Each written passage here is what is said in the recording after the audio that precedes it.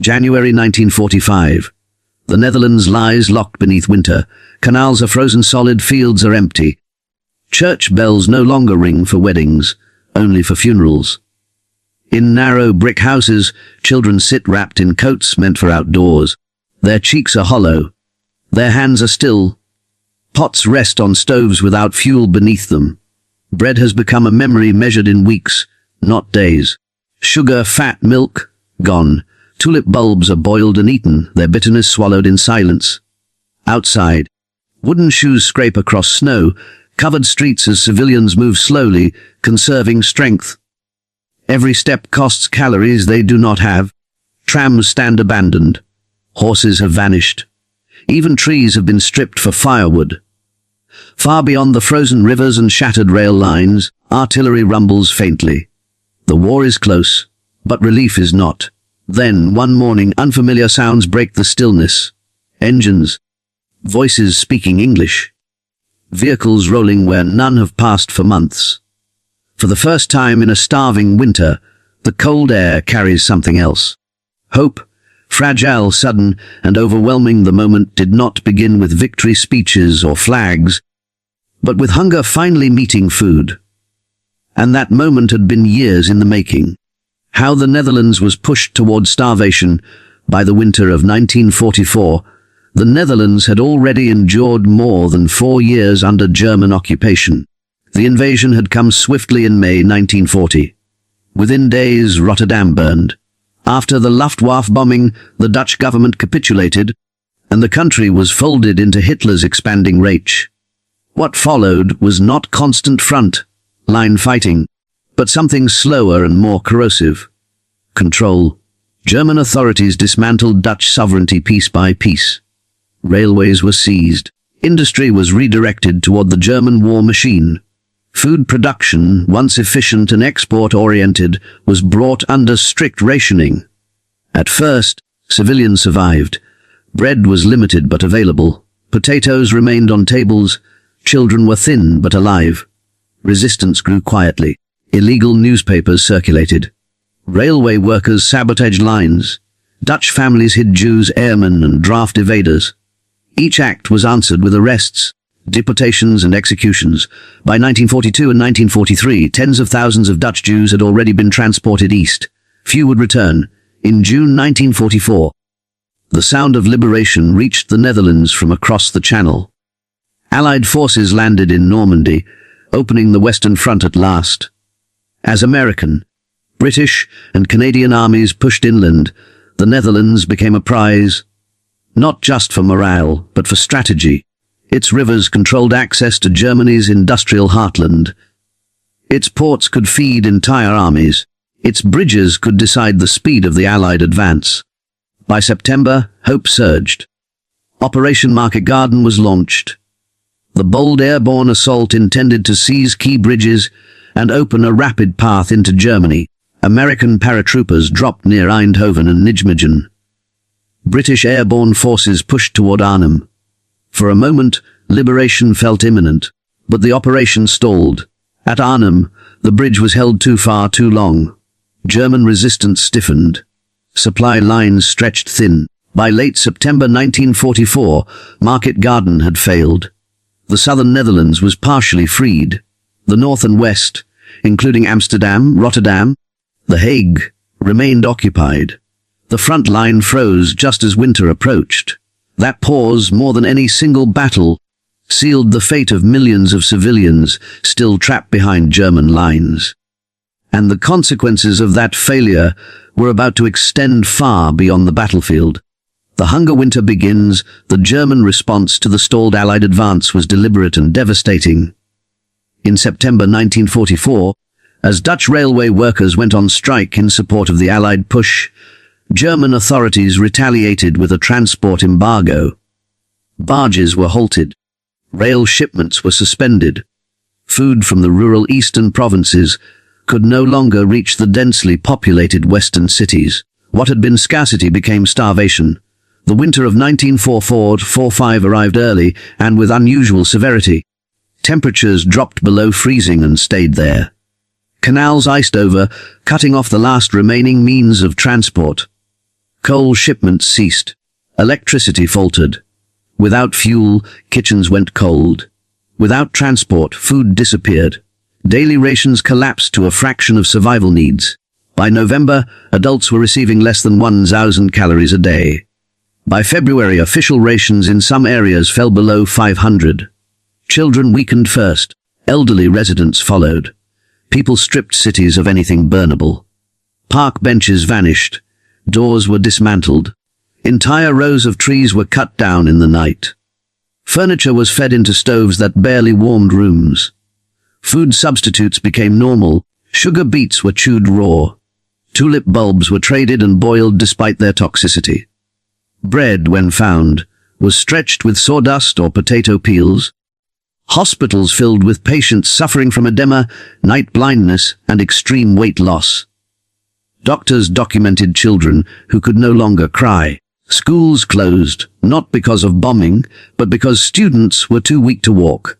An estimated 20,000 people died during the hunger winter. Many more suffered permanent physical and psychological damage. The majority of victims were civilians. Thousands were children. German forces did not withdraw. They remained in control of the Western Netherlands, guarding food depots, while the population starved around them. The war for these civilians was no longer about ideology or territory. It was about surviving one more day. And then, in early 1945, the front began to move again. The Allied armies were closing in from the south and east. Rivers that had once blocked them were crossed. German units, exhausted and overstretched, started to crumble. For the people of the Netherlands, liberation was no longer a rumor carried by illegal radios. It was approaching, with soldiers who would see, firsthand, what hunger had done. Human hunger, soldier shock, the human angle. By the time American soldiers approached the Western Netherlands in early 1945, the civilian population was already living at the edge of physical collapse. Families had reorganized life around hunger. Meals were no longer eaten together. Food was divided carefully, often favoring children who still had a chance to recover. Mothers walked for hours into the countryside, trading linens, jewelry, even wedding rings for a sack of potatoes or a few carrots. Many returned empty-handed, burning more calories than they could replace. Children stopped growing. Doctors recorded weights normally seen in toddlers on bodies twice their age. Classrooms, where they remained open, were silent. Not from discipline, but from exhaustion. Hunger dulled speech, emotion, and movement. Death became quiet. There were no explosions, no rubble. People simply did not wake up. Yet even in starvation, social order held. Neighbors shared scraps. Churches organized soup kitchens that served water, thin broth. The Dutch population did not riot. It endured, waiting for something to change. The soldier angle for American troops pushing northward. This was not a battlefield they recognized. They were trained to expect resistance, ambush, and counterattack. Instead, they entered towns where civilians barely had the strength to stand. Soldiers wrote later of streets lined not with cheering crowds, but with people watching silently, eyes fixed on rations and mess tins. Many soldiers broke protocol immediately. Official supply chains were not designed for mass civilian feeding, yet food was handed out anyway. See rations, chocolate, canned meat, bread. Officers struggled to balance discipline with instinct. Feeding too much, too fast could kill the starved. Feeding too little felt unbearable. For some Americans, it was the first time the war felt personal. Not strategic, not ideological, immediate. The enemy was no longer just German units retreating ahead of them. It was hunger itself, and it was everywhere. That realization would shape how commanders, medics, and soldiers responded next. Leadership, morality, and a collapsing enemy. The leadership angle, Allied commanders understood that the liberation of territory did not automatically mean the survival of its people. As American and Canadian units advanced into the Netherlands in early 1945, reports from civil affairs officers became increasingly urgent. Entire districts were malnourished. Medical facilities were overwhelmed. Local authorities, weakened by years of occupation, lacked the means to respond. Military leadership now faced a dilemma. Combat operations demanded speed and supply discipline. Yet delaying humanitarian action meant more civilian deaths by the day. Commanders authorized emergency food distributions even before formal relief systems were in place. Field kitchens were redirected. Medical units were reassigned. Civil affairs detachments worked alongside Dutch officials to assess needs street by street. This was not charity detached from war. It was a strategic necessity. Starving populations could not stabilize liberated zones, nor could armies ignore suffering unfolding directly in their path. The line between combat leadership and humanitarian responsibility had vanished. The moral angle for individual soldiers, the question was simpler and heavier. Many had seen destruction in France, Belgium, and Germany, bombed cities, displaced civilians. But starvation on this scale, deliberate and prolonged, was something different. Hunger stripped people of dignity quietly. There were no ruins to point at, only bodies. Soldiers were warned not to overfeed children. Medics explained refeeding syndrome, though the term was rarely used yet. Even so, the instinct to help was overwhelming. Chocolate bars were broken into pieces. Bread was torn carefully measured by hand. Tears were common, not from civilians alone. Hardened infantrymen turned away so children would not see them cry. The war, which had been defined by orders and objectives, suddenly carried moral weight that no manual could address. The enemy-angled German forces in the Netherlands were retreating, but not defeated in spirit or structure. Many units still guarded warehouses and transport hubs. Orders to maintain control were obeyed long after strategic value had faded. The suffering of civilians was not accidental. It was the result of deliberate policy, enforced even as Germany itself collapsed. Yet discipline within German ranks was eroding. Desertions increased. Supplies dwindled. Command authority fractured. By the time Allied troops reached the western cities, resistance was uneven and often symbolic. The enemy still held ground, but it no longer held the future. And with each mile advanced, American soldiers moved closer to the moment when liberation would stop being an idea and become something you could taste. When liberation became immediate, April 1945, the winter that had nearly killed the Netherlands was loosening its grip. But hunger had not released its hold. In the western cities, bodies were still failing faster than spring could arrive. American and Canadian units moved steadily through liberated corridors, crossing rivers that had once seemed impassable. German resistance thinned with each advance. White flags appeared in windows. Checkpoints were abandoned without a shot. Then Allied vehicles rolled into towns that had not seen fresh supplies in months. The contrast was immediate and brutal. Soldiers stepped from trucks carrying full packs into streets lined with civilians who weighed half as much as they should have. Children gathered without shouting. They did not run. Many simply stood and watched, as if afraid movement might cost them the strength they had left. Food appeared first in small gestures. A can opened, a ration shared. Medics knelt to examine swollen legs and hollow eyes. Officers ordered field kitchens set up before headquarters tents. Word spread faster than orders. Starving families emerged from cellars and back rooms. Parents held children forward, not in desperation, but in trust. Some civilians collapsed after eating too quickly. Medics intervened, adjusting portions, explaining patiently, working through the night. Feeding became as careful as surgery. This was not celebration. It was triage. American soldiers did not record the moment as a victory. They remembered it as silence breaking, the quiet realization that the war had reached its most human point. And as Allied control expanded, this improvised mercy began to turn into something larger, more organized, and more urgent. Feeding a nation. As the front line moved forward in April and early May 1945, relief efforts accelerated alongside combat operations. American units coordinated with Canadian forces, Dutch officials, and medical personnel to stabilize entire districts at once. What had begun as spontaneous sharing became structured distribution. Food was measured. Schedules were established. Children were prioritized. The most severely malnourished were identified and treated first. Field kitchens multiplied. Large cauldrons of soup appeared in town squares that had been empty for months. Bread was sliced under supervision. Milk, scarce and precious, was rationed carefully.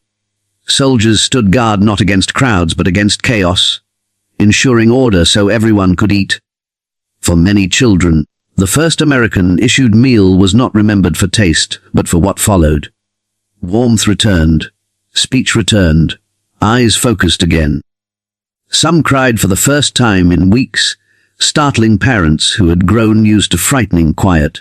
American medics documented cases of extreme starvation rarely seen in the Western European theater. Weight loss of over 40% was common among children. Adults showed muscle wasting, heart weakness, and infections their bodies could no longer fight. And yet amid exhaustion, emotion broke through. Civilians wept openly. Not in hysteria, in release. Men removed caps and stood silently as food was served. Women pressed hands together in gestures that required no translation. American soldiers, many barely in their 20s, found themselves surrounded by gratitude they did not know how to accept. They had not ended the war alone. They had not planned this moment. But they were present when hunger ended. By early May, German forces in the Netherlands surrendered. The fighting stopped. But for the Dutch people, the turning point had already occurred. Not at a signing table, but at the moment their children ate without fear. That moment carried forward, shaping everything that followed. Counting the cost. When the fighting ended in the Netherlands in May 1945, the silence that followed revealed the scale of what hunger had done. Official Dutch records, compiled in the months after liberation, confirmed what doctors and aid workers already knew. Approximately 20 Zaluzan civilians had died during the hunger winter. Many more survived with damage that could not be undone, hearts weakened by prolonged malnutrition. Bones thinned, immune systems broken. Hospitals did not empty when the war ended, they filled. Children arrived with swollen limbs, stunted growth, and infections that ordinary bodies would have resisted.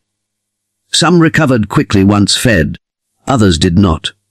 Doctors observed developmental delays that would follow survivors for decades. Hunger had reached into the future. American military reports noted the unusual nature of the crisis. Unlike bombed cities, infrastructure in much of the Western Netherlands remained standing. Margareton. Names were adopted by local families. Responsibility passed from one generation to the next. Public remembrance took shape without spectacle. Anniversaries marked the end of occupation. School children learned not only dates and battles, but the cost of hunger and the meaning of aid. For American veterans, the Netherlands remained different from other battlefields. It was remembered not only for fighting, but for feeding. Not only for liberation, but for lives saved after the shooting stopped. The war's legacy in the Netherlands was not defined solely by victory or defeat. It was defined by survival, and by the hands that made survival possible. That understanding carries forward, shaping how this moment is remembered today. War is often remembered through maps and arrows, lines advancing, cities taken, dates underlined in textbooks. But in the Netherlands, the meaning of the war narrowed to something smaller and more lasting. It became about children who lived long enough to grow, about bodies that recovered instead of disappearing quietly in winter rooms, about a nation that learned how close civilization can come to collapse without a single building falling. The American soldiers who entered the Netherlands in 1945 did not arrive with a plan to become saviors. Roads, homes, schools, all intact. What had collapsed was the invisible system that kept people alive. For soldiers, the memory lingered long after redeployment. Letters home described the shock of seeing famine in a modern European nation. Veterans later spoke less about enemy fire and more about the children who watched them eat. Dutch civilians, too weak to celebrate immediately, began slowly to rebuild routines. Schools reopened, markets resumed, bread became normal again. But normal did not erase memory. The war had ended, but the reckoning had only begun. And as recovery moved forward, the meaning of what American soldiers had done, and what they had witnessed, settled into something deeper than relief. Memory, gratitude, and a lasting bond. In the years that followed liberation, the Netherlands did not forget the spring of 1945. For those who had survived the hunger winter as children, the arrival of American soldiers became a defining life memory. Not as conquerors, not as symbols of power, but as the moment when starvation ended. When the body stopped shrinking, when the future reopened, Dutch municipalities documented relief efforts carefully. Food distribution records, medical reports, and civil affairs correspondence were preserved, not for propaganda, but for understanding. The famine was studied, its causes were traced, its consequences measured across generations. A lasting bond formed quietly. Dutch families maintained contact with American veterans. Letters were exchanged. Visits followed. Graves of American soldiers were tended with care, especially at sites like the Netherlands American Cemetery, and they came to finish a war. Yet history placed them in the moment when food mattered more than firepower. What they offered was not just calories. It was time. Time for hearts to strengthen, for children to heal, for a society to begin again. The tears that followed were not symbols. They were evidence. Evidence that war's true measure is not only how it is fought, but what is done when the fighting ends. That victory, at its most human, is not heard in gunfire or declared in documents. It is felt when hunger stops, and in that quiet turning point, when starving children ate and lived, a nation remembered who had been there and why it mattered.